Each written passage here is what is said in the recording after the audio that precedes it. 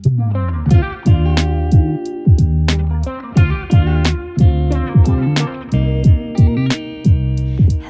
and welcome back to the Nourish with Purpose podcast. It's Bailey, and I hope you're having a great Wednesday or whenever you're listening to today's episode. Today's episode is all about mastering your morning routine, and really this is going to be an activity kind of focused podcast. So if you have a journal next to you or a piece of paper and a pen, that would be perfect. You won't need it for much, but I do think it'll be really helpful for you to be able to actually list out what I'm about to talk about and see how you can kind of master your morning to make adjustments as you need to. Also, if you have not yet left a 5-star rating or review on the podcast, I of course would love that. I podcast for 100% free, which obviously I do because I love it. And I want to be able to provide a lot of value in long form content, for free. It's super accessible for most people. It should be accessible for everyone. And I really just have a passion for helping people, and that's what I do through the podcast. So please know that every rating and review is deeply, deeply appreciated.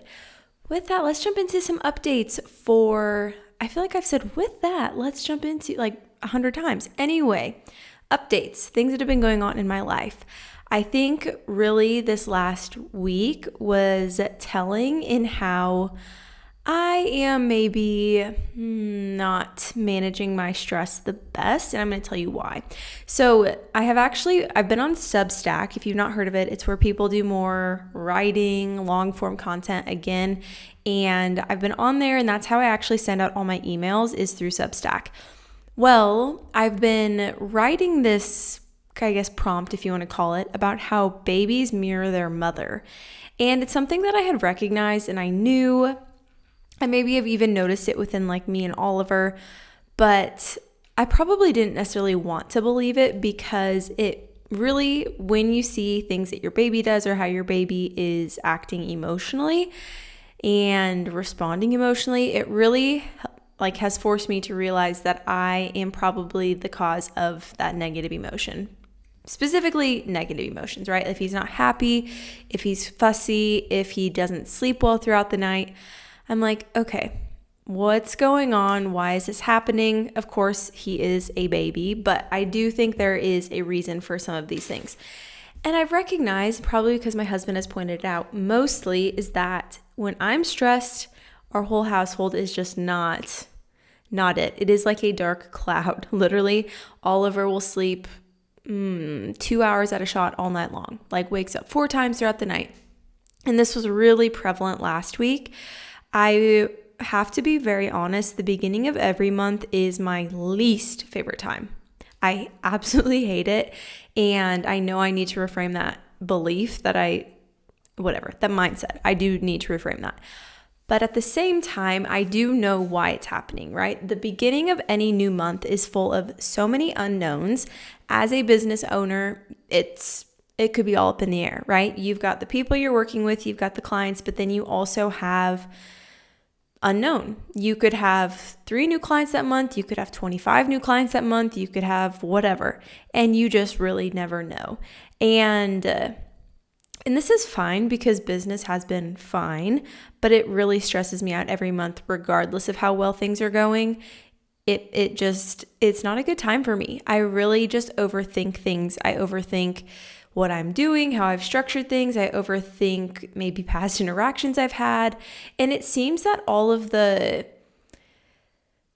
just crap, for lack of better words, starts to happen at the beginning of every month. And I, again, have noticed that pattern of just working with people. If you work with people or have your own business, you just know, you can invest so much time into talking to somebody and really being a listening ear, and then something happens and they're like, actually I'm not going to move forward. Or you get feedback that comes and it's not necessarily negative, but just upsetting because they've gotten a new diagnosis and you're like, oh, why is this happening? We've been working so hard to fix XYZ and they still don't feel perfect, right? Which will probably never happen for any of us, but it's always the goal is to just feel good and feel good in your body, have minimal symptoms that are really negatively impacting your day-to-day life.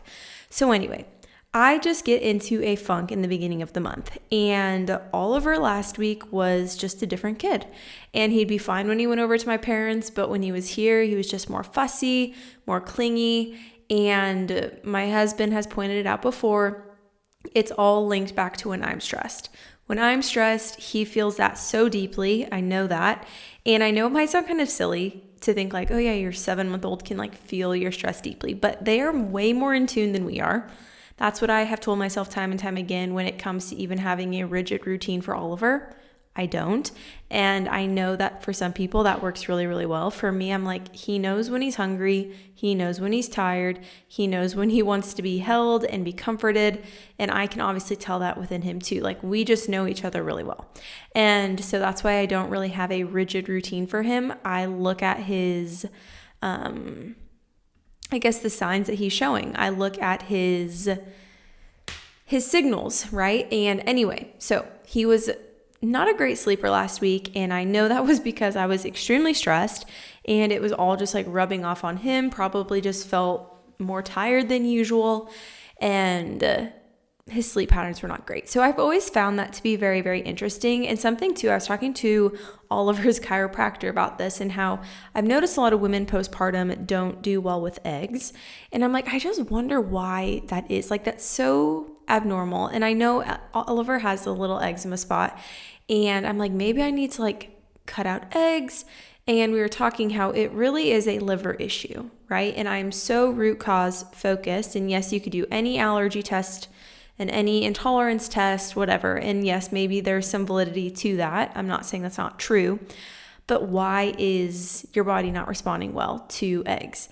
And we're again talking about, I think it's a liver issue, and how your body is breaking down fat and digesting fat and metabolizing fat. And I think a lot of that stems from the liver. And sometimes too, it can be even maybe gallbladder function related. For some people, if they have a really burdened gallbladder, maybe not removed, but just a lot of stress on their gallbladder, or if you've removed your gallbladder, you probably don't do well with fats. And maybe you didn't even know that. But there tends to be this pattern of the gallbladder, obviously, and it makes sense. If you've had that removed, you don't do well with fats, you don't do well with greasy foods, but you do okay with fiber. Or it's vice versa. You don't do well with fiber, but you do really well with greasy foods. I've seen both ends of the spectrum with clients, which is why everybody is so unique and individual. But yeah, we were just talking about how like that's a liver issue. And so if I am breastfeeding Oliver and I want to improve his skin, I need to address things happening within me. So maybe that's gut imbalances, maybe that's candida or leaky gut, or maybe it's more liver related, and I really need to work through both the emotional and the physical support that it takes to support your liver. And, I've done blood work, and I know that my primary organ, weak organ, was my kidneys this last time, but I do feel like it is kind of hit or miss on if I'm going to have digestive stress. And I think that all is just, our whole body was created to work together as a system. So we can't just isolate one organ and only pay attention to that, because then other things might come up. And I kind of feel like that's the place that I'm in. So obviously, like, if we want to support our kids, we have to take care of ourselves. And that's something I've become so passionate about, is moms taking care of themselves so they can pour into other people. And in this instance, it's not just so you can pour into other people, but I'm literally responsible for feeding him and keeping him alive. So I need to make sure that I am taking care of how I'm eating foods that make me feel good, that don't, overwhelm my gut or my liver, and just taking care of myself in a whole. And so I really have been good about doing that physically, but the stress piece is what I just never want to address. I'm going to be very honest. I do all the things. Truthfully, I can have a habit and I can do it perfectly, but if it actually supports my stress is hit or miss based off of my beliefs and what is racing through my brain and what I'm thinking about. So one gap that I've noticed is the brain dumping. I think I really need to be implementing that in the morning or before I go to bed, brain dumping. And that's something I implement all the time with clients, because it's hugely, hugely impactful for just reducing racing thoughts, anxiety, stress. And that is the one gap, right? And I'll talk through what I recommend for your morning routine. These are things that I'm actively doing almost every single day, truthfully. But the gap that I have is just actually addressing the stress and working on the emotions. I can be really good with focusing on nutrition and exercise and all the things, right? All the foundational pieces, setting boundaries. But when it comes to stress and managing stress and doing what it takes to not be overwhelmed all the time, I'm not great at that. And I really think it's because I can't shut my brain off when it comes to work. And even when I talk to Nathan, I'm like, that is what pops in my brain all the time. Like, that is truthfully what is always going through my head of like, oh, I should connect with this person. Oh, I should have this person on the podcast. Oh, I should message back this client. Oh, this client emailed me. I need to get back to them. And when you're one person, your brain is always thinking about that. And I don't say this just to have this be a vent session, because I am grateful for everything that I get to do. But it is hard to shut that brain off, and I need to figure out how to disconnect, and not even physically disconnect, but like literally shut that part of my brain off. And I don't know if it's possible. If you are a business owner and have been for a while, please message me and tell me what has worked well for you, because I would take all the tips. And I think, obviously, like I might even know what to do, I'm just not doing it. So I would love any feedback in that area. But I've always found that to be so interesting, is how our babies mimic us. And when we're really tight and tense, they tend to be tight and tense. And when you're very observant of that, it starts to become very obvious. Okay, that was like a lot to jump into really deeply right away. But other exciting fun things is this weekend I went to Junkstock with my friend Danny. And Junkstock is like this, I don't know, there's antiques, there's boutiques, there's food. It's just kind of this like, not even a festival. I guess I don't know what you would call it, but a lot of different vendors are popped up and you just walk through it. It's all outside. Their theme this year, I want to say, was kind of like Woodstock vibe, kind of like camp vibe. They had like a massive Smokey the Bear sculpture like that they had hand done. It was really impressive. It is always very impressive. They change the theme, but every spring and fall when they have this. And it was just good. I obviously, had to get some raw honey, and they had a silversmith there. And I literally look at the same necklace every single time I've gone over the last 2 years. And I didn't do it this time, but I found a ring that was at a different booth that was much more affordable, and it was silver. And I've just been wanting to mix metals when it comes to jewelry and get some rings, because I just think it looks so pretty. And so I got a silver ring that has like a blue stone, and I love it. I got that. I also got some digestive chai. It's my decaf. I do it before bed. It really helps like settle my stomach, especially if I have been out to eat or had a greasier, heavier meal. I love that. That is from Artemis Tea. And then I got a sweatshirt, and it's so cute. It's red and it says sports and has like an exclamation point. And I just, the little mock neck is really in right now. I needed it. So those are the things that I got. We're actually going again this next weekend. And I'm like, well, I feel really good that I've spent all the money that I could have possibly, everything is just, you just know you're going to spend money. But I brought cash. And so when you spend cash, it's like you're not really spending money, right? Like that's what we tell ourselves. So anyway, I was really glad that I could go this weekend. I scoped it all out. And this next weekend, my husband's like, I'm really going for the food. And I said, I'm all in. They also have these apple cider donuts that are like, have the cinnamon and sugar on the outside. And I truthfully, when Danny had asked if I wanted to go, I'm like, that is what I'm going for. Like, I want one of those donuts so bad. And I got one, and it was everything I could have dreamt of and more. So it was so fun. It's just really nice when you are with people and with friends that just make you feel happy, right? Like that's what friends should be. But being with people like Danny and I feel like we have very similar interests.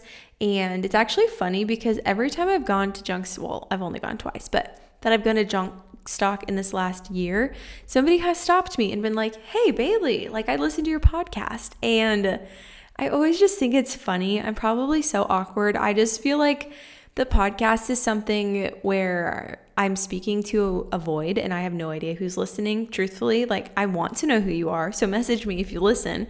Like I want to know your name. I want to get to know you.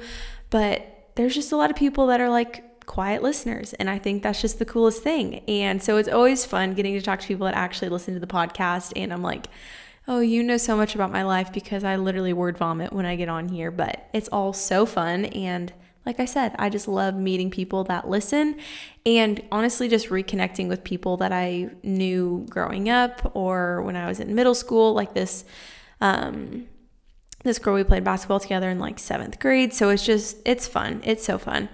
And so Jungstock, yeah, that was a highlight for sure. I feel like coming off of the week that I had and just where I was at emotionally, I think having things on the weekends to look forward to and plan on is really healthy for me. Otherwise, I could literally sit in my office and work and work and work and work. And it's really just working to work at this point because that feels safe and comfortable, when in reality, like, I don't need to be doing that. So I always love having things planned out on the weekends. The day before, I actually also met a friend for dinner in Lincoln. It was just a very social Friday and Saturday, which, like I said, is good for me because the people I see throughout the week is my mom and my dad and Nathan and Oliver. So it's really good. And of course, my clients. So it's just good to see people outside of that. Okay, any other? Oh, I was also going to say last week I was a little nervous to release the episode because I'm not really, when there's like those coaches that are like, I'm going to hold you to this and you better eat how I'm telling you to eat or whatever. It's just so aggressive. Like, I hate that. Even talking like that makes me feel uncomfortable because I'm just not an aggressive person, right? I think how I hold clients accountable is just them respecting me and I respect them, and they want to feel good, and so I give them the guidance they need to do that. And it's just like this mutual respect, and I really believe that is how I lead best, is when it's mutual respect and not so much of like that intenseness, right? And that, honestly, coaches like that make me feel very cringed out, and that is not a diss to them, but just it's not how I work, it's not how I function. And so a little bit of tough love, I don't think is a bad thing either. And I got a lot of good feedback on last week's episode. A lot of people had said it gave them kind of that encouragement and that push to get some things done, to start being more disciplined with their habits. And of course, that is the goal of every episode, is I want you to leave with value. I want you to leave knowing how to take care of your whole body health. So it was really good to get feedback on that episode, positive feedback, and to hear from you too. Like, that is just the coolest thing, when I get to talk to you, the people listening, and build a connection. So just thought that was really cool and wanted to shout that out. Okay, so let's dive into how you can master your morning. So we are going to start, this is where that pen and paper is going to come in handy. And this really came to mind because right now I'm leading a coaching group of women in Lincoln, which, if you're not from Nebraska, either way, that's kind of irrelevant information. But I'm a coach through Rise. If you're in the Lincoln, Omaha area, they offer different coaching groups based off of different things. Obviously, that was not very specific, but you can do like personal development. I'm very health focused. I'm the only coach that really does that. You could do Clifton Strengths. You could do business growth. Like, there's a lot of different coaches that are so skilled and incredible at what they do, and they lead different groups. And so I now today started my coaching group, which is called the Healing Blueprint, and I'm leading a group of women through how to heal their body, really starting with the foundations and growing from there. And this was part of our activity today, was to write out 10 morning and 10 evening habits that you currently have, good or bad, right? So from the moment that you open your eyes in the morning, I want you to, on a piece of paper or in your phone or wherever you can write this down, write out the 10 habits that you do once your eyes open when you wake up, obviously. Okay, so pause this if you need to, because I'm just going to keep talking. Okay, so you wrote out your 10 things that you do. I want you to circle the one that you believe is the most harmful to your health right now. Okay, so I gave the example of like rolling over, your alarm goes off, you shut it off, you open your eyes and you grab your phone and you start scrolling on Instagram. And then eventually you've been doing that for 25 minutes. You're like, oh, okay, I need to get out of bed after maybe even snoozing your alarm 3 times. Your feet at the floor, you go ahead and you go and make your morning coffee. And then I'm just talking through somebody's morning routine out there. Okay, so circling the one that is the most detrimental to your health. In that instance, I would say probably scrolling your phone as soon as your eyes open. And I'm going to talk to you about why that is when we talk more about what you can exactly do to master your morning. Okay, so if you've circled that, I want you to, this next week, look at that habit and think about how you can improve that habit or remove that habit or replace that habit.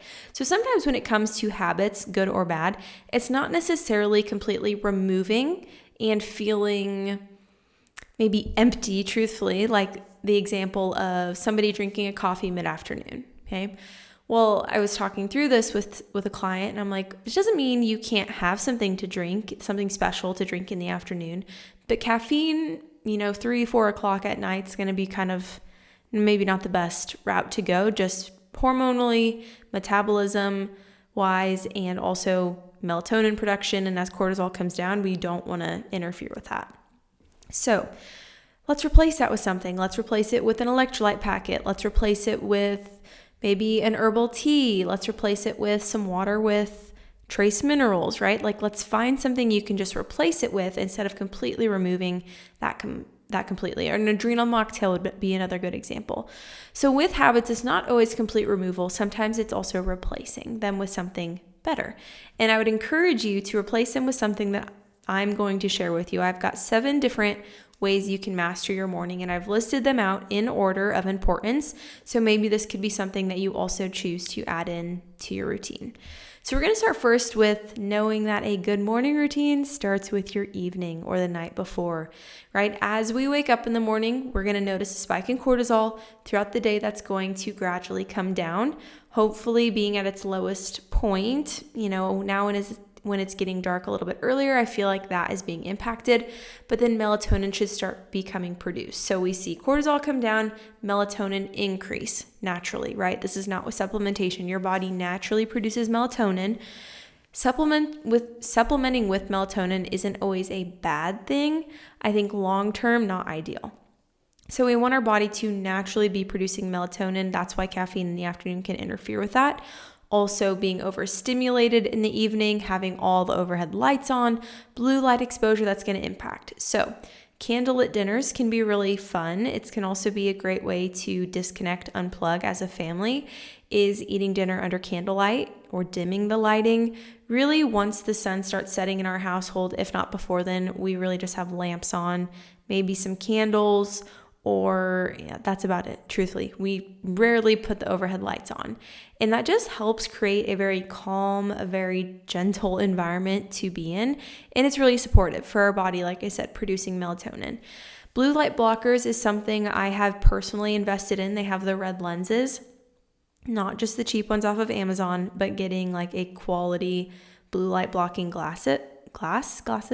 That sounds kind of weird. Anyway, because I'm going to watch TV in the evening. Like, that is something that my husband and I like to do together. Like, tonight is Tuesday. We're going to watch Below Deck because it comes out every Tuesday. Like, the summer I Turned Pretty, we would watch that together. And it's typically like 8 to 9 o'clock at night before we put Oliver down for bed. So we need something to protect our body and protect that overactivation of our brain. That overactivation comes when we are obviously overstimulated, but also that blue light. And what our screens are doing and our phone is doing is it's light that's constantly bouncing back and forth, right? It's the wave. I don't know if it's called waves, but it is constantly like flashing at us, but we can't tell because it's happening so quickly that our brain can't really comprehend that, but it causes overactivity of your brain. And that's where we can have racing thoughts or anxiety or stress before we go to bed. Maybe you check your email before you go to bed or all of your text messages. And so really that would be something I would really encourage you to think about, is when and how you're using screens and how that's impacting your sleep. So sometimes that brain dumping before bed is really, really helpful for clients, and it makes a huge, huge difference when you're able to get out all your racing thoughts on a sheet of paper, all your to-dos for the next day that you don't want to have to remember. Because I think sometimes when we just lay there in bed and we're like, I can't sleep, I have all these thoughts racing through my brain, it's because we haven't written them out, and we're expecting ourselves and we want ourselves to remember them when we wake up in the morning, but often it doesn't happen, and it's almost that stress of not remembering. So that would be a huge piece of that. And then also just keeping your body warm, right? In the evening as your body winds down, we want to keep it warm. Put on some socks, be under a blanket nice and cozy, read a book, maybe light some candles, have the heat on, drink some warm tea, ways just to keep your body warm. A piece about this too is to be done eating around 3 hours before you actually go to bed. It's going to support digestion. Sometimes we can be up super late at night because our body's trying to utilize the energy we're giving it with food, when in reality, like, our body doesn't need that. Our body just needs to rest. The second piece of this, right, like I said, there's 7 pieces, is boundaries around your phone. So I have started an 8 p.m. to 8 a.m. disconnection time. And this is truthfully where I put my phone on airplane mode. I don't open any social media apps. I don't respond to texts. And I've not been perfect, for sure. You've probably gotten a message from me or seen me post on Instagram or something after 8 o'clock. It's not perfect, but that is my goal. Not just because I want to be off my phone and very present with my family in the evenings, but I notice on the days when I wake up, even if I wait until after breakfast and I wait until a little bit later in the morning and I look at Instagram, like, I immediately feel like that addiction to it, and I hate that. So I'm really trying to reduce that, and that would just look like expanding that window and maybe even getting more specific on apps that I want to have more boundaries around. Another piece of this too would be using a real alarm clock or a Hatch versus using your phone. Now, there are ways to use your phone, because I use my phone to wake up in the morning. I had a Hatch, but it annoyed me so much, and truthfully, because I just wanted to snooze my alarm, and it's not possible to do that when your Hatch is across the room. So what I will do is I'll put my phone on airplane mode. I'll put my phone on do not disturb. I have that red light as high as it can go on my phone in the morning and in the night. And I will really just allow about 2 snoozes on my alarm. And this is something that I would like to get back into the routine of waking up earlier. It's just hard when I can't always anticipate how many times at night I'll be up. So something that I think will improve as Oliver gets older. But for right now, I do use my phone as an alarm, but I do those features. Airplane mode, and then I do not disturb, and then that red light feature as high as it can go. I also literally close my eyes to shut off my alarm because I don't want to even look at the blue light before my eyes have seen the sun. And that leads me into part 3, okay? That is looking at sunlight before you look at blue light. So this can help with stimulating digestion. If you feel like you're really chronically constipated, or you have digestive stress, or you feel really weird in the morning, look at the sun before you look at your phone, before you look at artificial lighting. It makes the biggest difference. I'll even sometimes stand outside and do some lymphatic drainage massage. Excuse me. And that can be good just for getting lymph flow happening within your body, blood flow. I know a lot of people have a rebounder. I think that'd be so fun to get like a little trampoline, do rebounding. I'll also sometimes do red light. For sure, when I work out, I put on my red light. That way I just can get the benefits of it while I'm actively moving, sweating, again, increasing blood flow, increasing lymph flow in the body. The sunlight before blue light too can help with the healthy cortisol release in the morning. So like I said, rolling over and looking at your phone right away is going to spike cortisol. That's not a bad thing to have cortisol increase pretty quickly, but we don't want to be stressed, heart racing, sweating, and already overstimulated as soon as we wake up in the morning. We want to gradually have that cortisol release and then come down in the evening, like I said, as melatonin is produced. So getting to see the sun, not looking at your phone, is such a huge piece of this. Not looking at your computer, none of that, all right? Also, this can be helpful if you keep your space quiet and you really just let your body wake up naturally, right? I know even with an alarm that is pretty abrupt, sometimes like I'll change my alarm to be birds chirping. Is it the most peaceful? No, but it's more peaceful than like a blaring like siren happening. So even changing what your alarm clock is can be helpful, but keeping your space quiet, getting outside, like listening to the birds chirping, or like I'll listen to our chickens. And again, I'm not perfect with any of these things, but this is one that I firmly believe.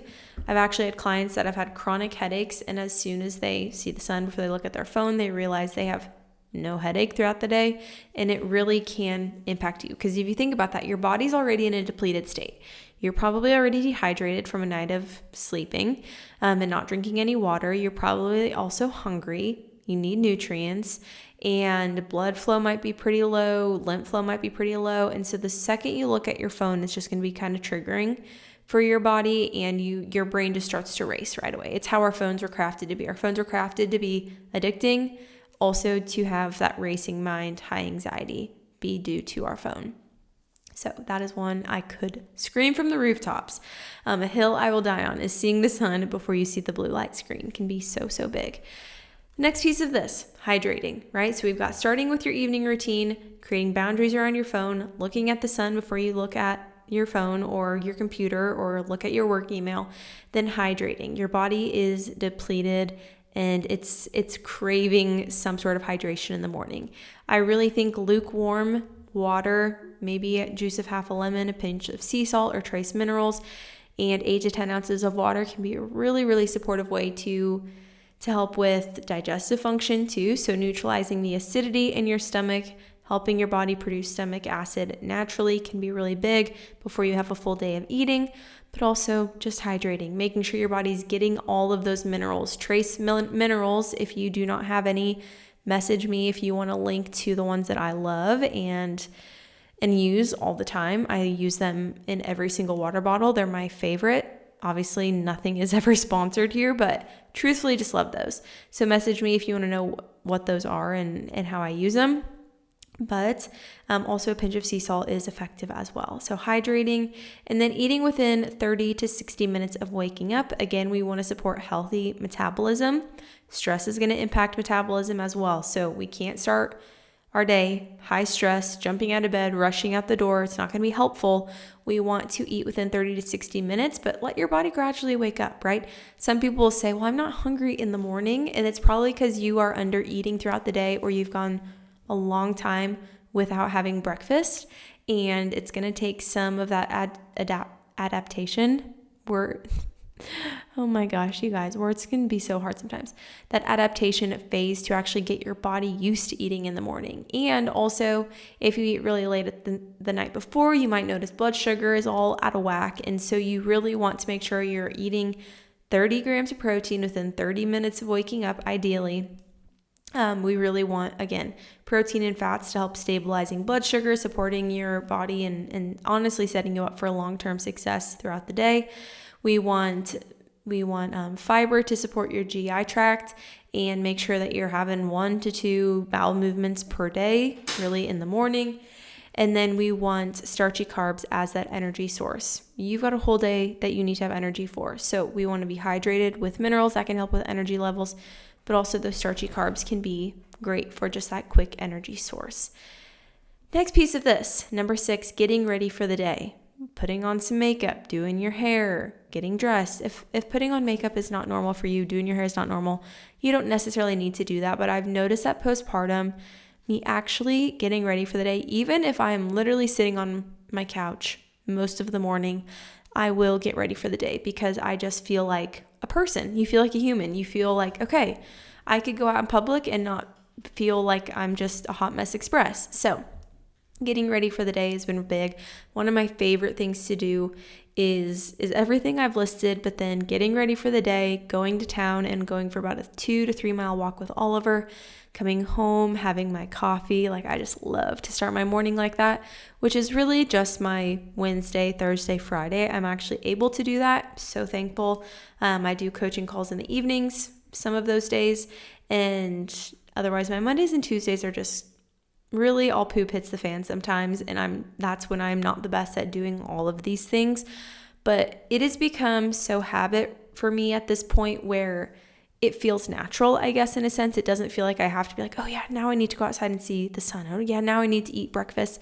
It's just how I go about my morning. And that's why I think when these things become habit and how you bookend your day, it really, really plays into your health on a very, very foundational level. Okay. And then the last part of this, part 7, is maybe then you add in your tea or your caffeine, but always eating something before you have caffeine.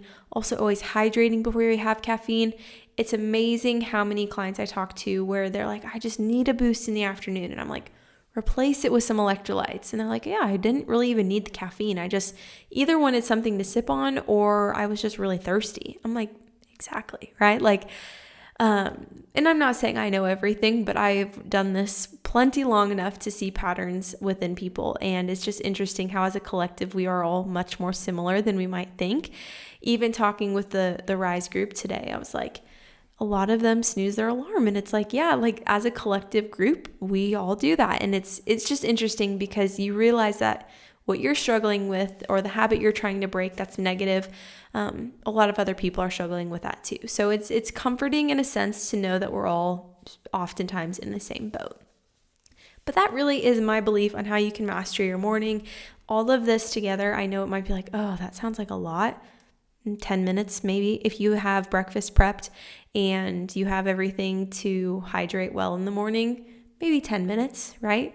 And so looking at this and looking at your morning routine now, I just encourage you to circle the ones that are not maybe the most health supporting and replace them. Replace one of those habits with something like this, something I've listed, and just see how you feel.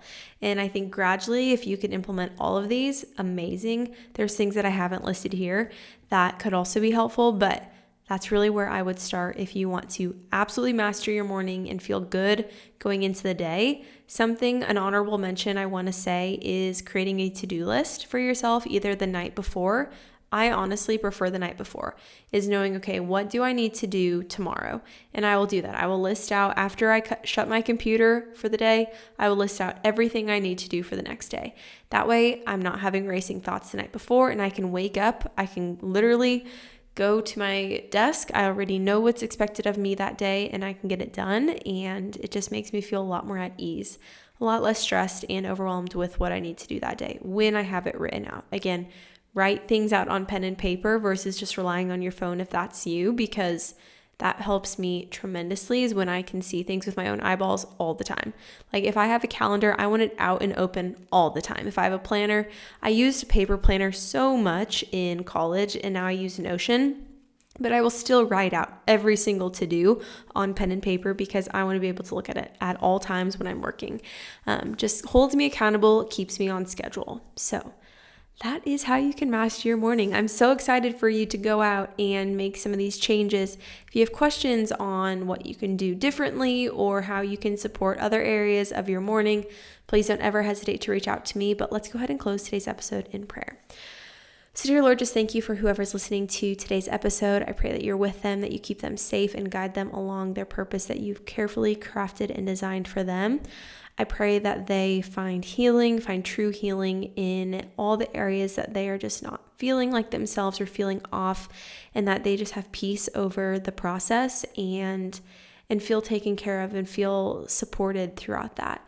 Lord, I just pray for the day ahead and that you keep us all safe and guide us in a way that honors you, and that we're just able to honor you in everything that we do outside of this. I just pray that this episode encourages someone and is just inspiring and really just pushes them to look at their whole body health and what they can do to support it properly and just fill their cup each day. In Jesus' name we pray. Amen. All right. So if you're interested in following along with my life outside of the podcast, you can find me at Nourish with Bailey on Instagram, Bailey C, and everywhere else. Otherwise, my email is in the description of today's episode. As always, I'm also right now booking up for HTMA testing and functional blood testing. If you want to do either of those, I highly, highly, highly recommend inquiring before November, truthfully, because it takes time to get testing ordered and back to me, and things will just be shifting as we enter into the new year, and I want to be able to support you well through that. And also one-on-one support, right? I just am so passionate about getting one-on-one support and guidance when and where it is needed. And that doesn't have to look like long-term, right? And you might know all the things, but having somebody to hold you to it is huge. And I mentioned that on last week's episode. I mentioned that again just because I wholeheartedly believe that. And I know we're quick to buy a product, not always quick to buy a service, not always quick to work with somebody. And of course you want to like, know, and trust them. And that might not be me, and that's totally okay. But I just share that to encourage you to, if you feel off, if you don't feel normal, get blood work done, get HTMA testing done, take a deeper look at the root cause of what's happening in your body, which is not something you will get from traditional healthcare. Not a diss to them because they have saved me in so many other ways, but it's just the reality of it. I look at labs every single day. Well, not every single day. I look at labs on the days that I work. Every single day that I work, I'm looking at labs and I'm looking at blood work, and I'm seeing the lack of tests ordered and markers that are claiming to be normal that really could impact our health if we don't pay attention to them early on. It's all about preventative measures. And I think next week I'm going to do an episode on hills I will die on, because this is one. And I'm starting to just see Sadly, the functional medicine space become just a bunch of supplement dealers, and that is not what functional medicine was intended to be. Functional medicine was intended to support your whole body health, mind, body, spirit, nutrition focused, herbal focus, supplements if needed, lifestyle focus, looking at your habits, looking at your water intake, looking at the foundations like your morning routine, and getting nitty gritty about them and seeing how we can optimally support our body by implementing tactics to do that, right? And unfortunately, I'm just seeing that a lot. And I wanted to mention that today because it's just a lot of people are getting scammed. A lot of people are spending a lot of money on a lot of different things that aren't really moving the needle, and they don't really feel any different because they're not working with somebody who's approaching it from a nutritional standpoint. And like I told y'all, I hate to address stress in my own self, but I do know food, and I love food. I enjoy food, and I know the value of food and how it impacts our body directly. And I'm seeing such a lack of that. And I think that's just really sad. So again, find somebody who is looking at the food piece, because there's a lot of functional doctors and they're probably going to recommend IV therapy and 20 different supplements or supplement protocol pretty long term, and they might not check in with you or hold you accountable, and that just doesn't feel good to me. That feels kind of icky, feels kind of scammy, and I think a lot of people have seen dollar signs and they've gravitated towards that without the true intention behind what holistic health and functional medicine is supposed to be. And it's supposed to be an alternative approach, right? Not just slap a Band-Aid on it with a supplement, whatever I'm trying to say. Slap a supplement on it like a Band-Aid and move on. Just don't feel good about that. So find somebody to support you, to encourage you, to hold you accountable.